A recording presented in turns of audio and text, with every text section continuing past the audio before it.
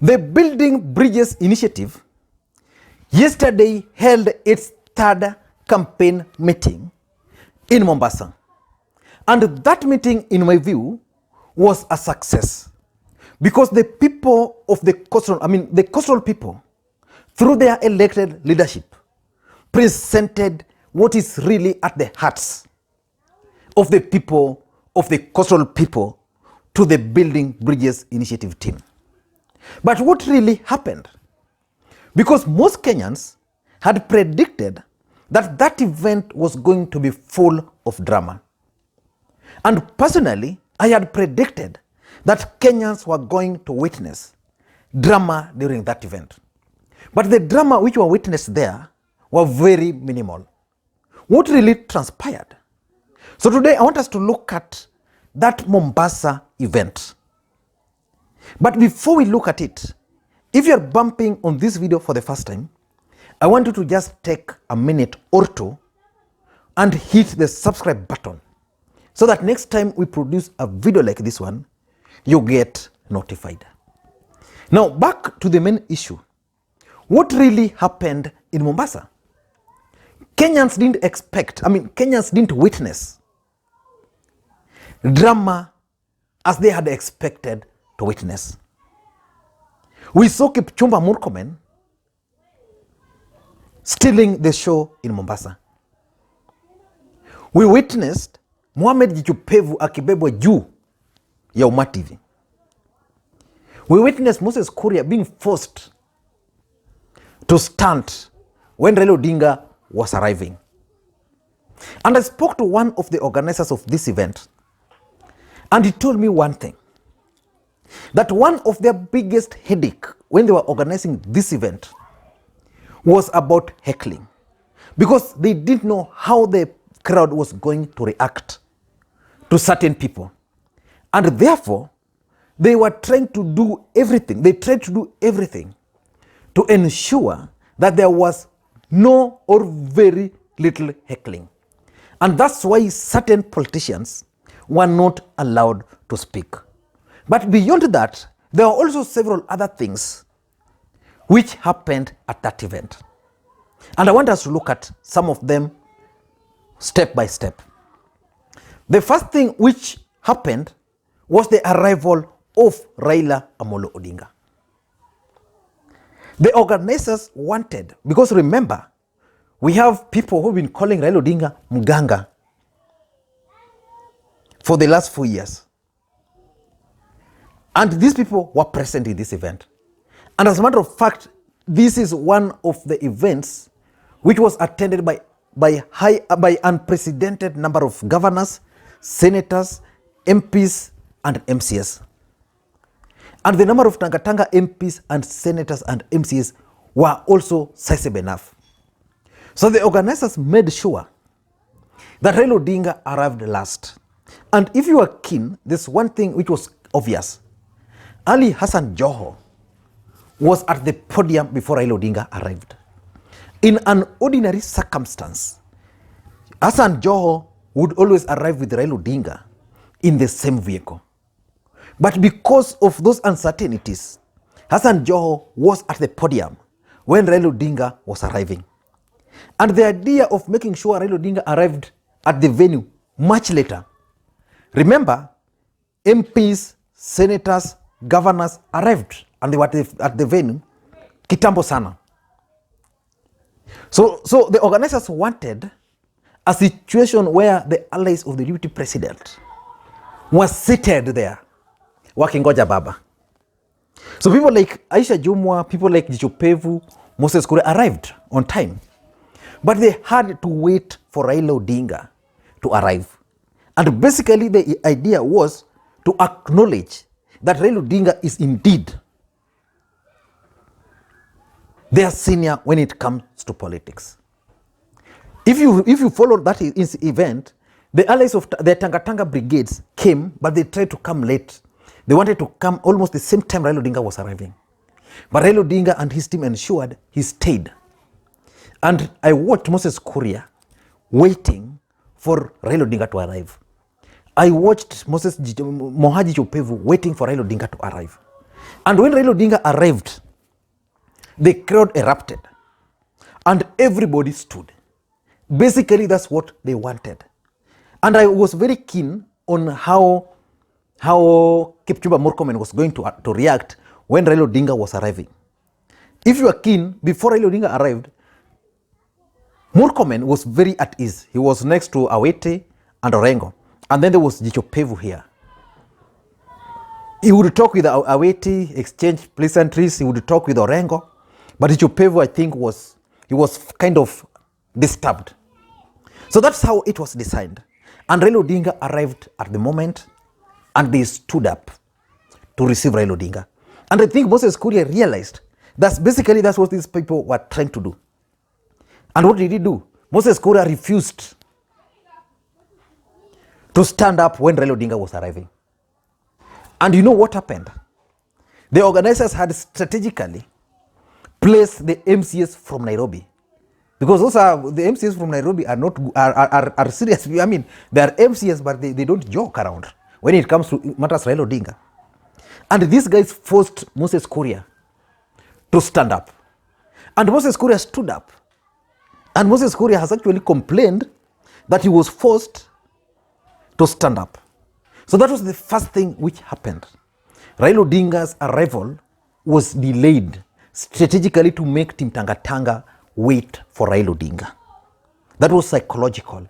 Number two, the second thing, if you observed that event, was speeches. Speeches. How are the speeches played out?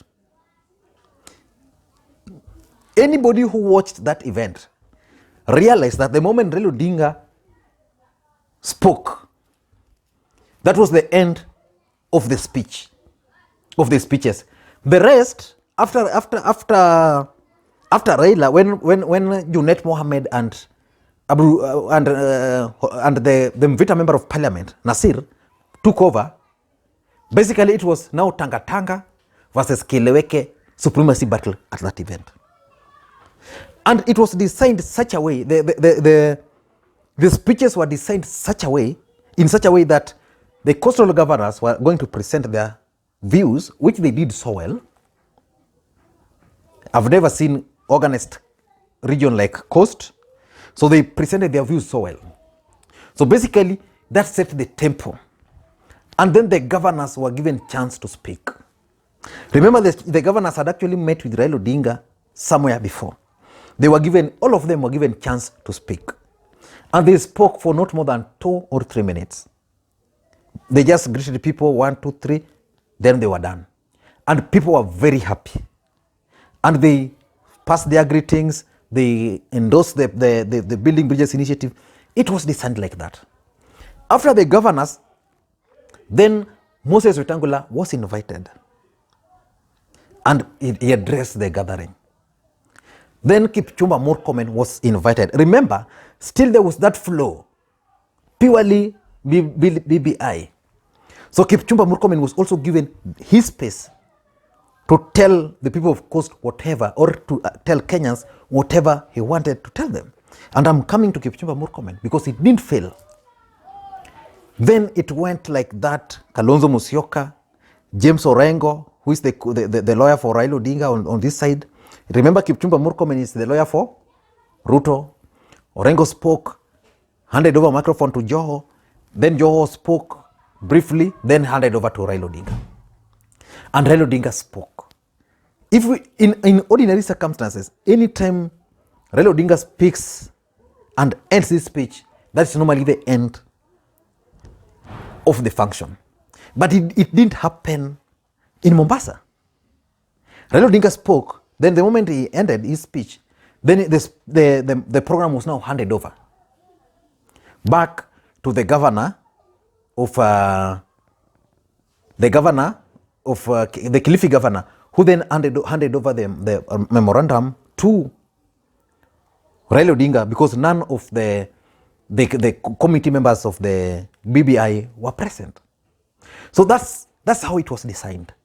So that there's no way anybody would complain that there was no issue, there was no BBI issue discussed between the time this program began until the time Raila Odinga spoke. So it was decided strategically like that. Then there was the incident where Gichopevu, if you watch that event, that's number 3 now, and Aisha Jumwa coming together with these Jubilee, these Tanga Tanga brigades, and the crowd were like some heckling, some pushing, but that was just a bit of drama. That was expected. But the Aisha Jumwa and Gichopevu were not allowed to speak. And one of the organizers told me the reason they didn't allow Aisha Jumwa to speak, because they had actually planned for Aisha Jumwa and Gichopevu to speak, because they wanted them to speak so that they can confirm whatever they were going to present to the people of the coast, because they were sure all their recommendations, nobody would talk anything out of that. They really wanted Aisha Jumwa and Gichopevu to speak, but they did not speak because they realized the opponents of these 2 guys had organized for these guys to be heckled. And that's why you kept on hearing people calling the name of Saido Aongee. Saido is the main opponent of Gichopevu in Nyali. And I'm told the opponents of Aisha Jumwa from Kilifi or Malindi had also ensured that the crowd was going to be very hostile for Aisha Jumwa. And because the organizers didn't want any heckling to happen, they denied Aisha Jumwa the chance to speak. The third thing which happened there was the Moses Kuria incident and why he was not allowed to speak. Moses Kuria, I think I explained a bit, he didn't want to stand up when Raila Odinga was arriving. And I told you that the organizers wanted these guys to really wait for Raila Odinga. You know, like if you are expecting someone to come, you know, you are expecting your leader to come. And they wanted to instill that thing in them, that Raila Odinga is actually the leader now. Moses Kuria refused to do that. And he was forced. But again, there was this choice not to allow Moses Kuria to speak, because they want to see what Moses Kuria is going to do when they start the Central Kenya meetings. So the idea of denying Moses Kuria the chance to speak was actually part of that wider game. But remember, after Kipchumba Murkomen spoke, most of these people now had expected, the crowd had expected Moses Kuria to also speak. Maybe they wanted Moses Kuria to also call Raila Odinga Baba, so that they will be satisfied. And personally, I was disappointed that these guys denied Moses Kuria the chance to speak. The other thing which played out, another intrigue, was the Tanga Tanga and Keleweke. Basically, the choice of speakers. Why was Susan Kihika allowed to speak? Let's begin from there. In Central, the person who spoke was Kanini Kega. And I've been talking about Kanini Kega of late a lot. Kanini Kega is the guy who is being is likely the guy who is going to be propelled in Central Kenya using this Building Bridges initiative. So I talked about Kanini Kega. And then apart from Kanini Kega, in Rift Valley, because that's where the core of this Tanga Tanga Kileweke politics is playing out. In Rift Valley, there was, what's the name of this guy? The senator for Elgeyo Marakwet, the governor for Elgeyo Marakwet, that was cancelled 0-0. Then there was the choice of Susan Kihika. Susan Kihika was chosen because nobody knew Susan Kihika. That's why she was chosen. Then there was the choice of Ledama Olekina from Masai. After the death of Olentimama, the guy who is speaking for the Masai has always been Ledama Olekina. That's why he was chosen. And then there was Kutuny, Joshua Kutuny, whose brief was simple. Respond to Kipchumba Murkomen. And I don't know whether he performed well or not, but he performed according to the script which he was given. He responded to Kipchumba Murkomen. If you listen to Kipchumba Murkomen's speech and Ledema Olekina's speech, he responded all the issues. And that's why of all these people who spoke, he's the only guy who was given that long time to speak. And lastly, the other thing was this incident, not really incident, was this Kipchumba Murkomen speech, which stole the show. Kipchumba Murkomen was wise. He read the moods of the ground, on the ground, and he realized for him to deliver his message so well, he needed to massage the egos of Raila Amolo Odinga supporters. So how did this begin his speech? Baba.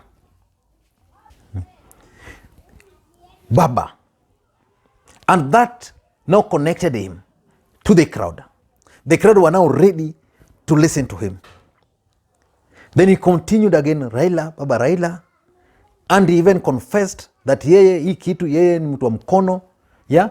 But the other thing he made sure he did, Kipchumba Murkomen never in his entire speech mentioned the name William Samoei Ruto. Susan Kihika did. Kipchumba Murkomen did not do that. And Kipchumba Murkomen also went further because he understands the constitution. He was part of the team which crafted that constitution. He went further and tried to address the issues affecting the people of the coast because he wanted to appeal to the people of the coast. And I think in my view, I think Kipchumba Murkomen did well. The question is he doing that because he's honest or sincere, or is he doing that because he wants to protect his job? Or is he doing that to regain his position within Team Tanga Tanga? Those are questions which most Kenyans are asking. I don't know any other thing which you noted out of Mombasa. But from me, those are what I observed. And if you're watching this video for the first time, what you normally do on this channel, which is Lee Makwiny YouTube channel, we only do simple thing.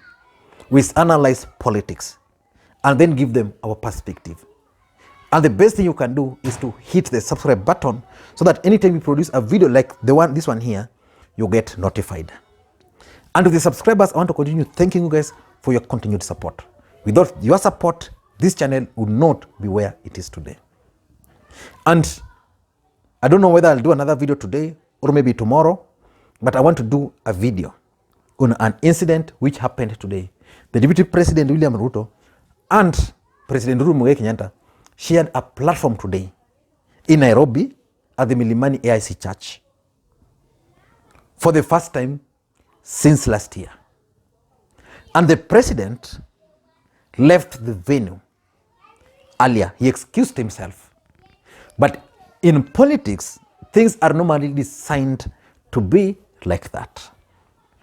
What was President Uhuru Kenyatta's intention of leaving the venue earlier?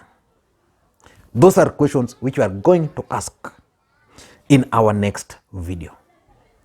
Thank you guys, and until next time, this is Lee Makwiny. Remember to subscribe if you are not subscribed already. Bye-bye.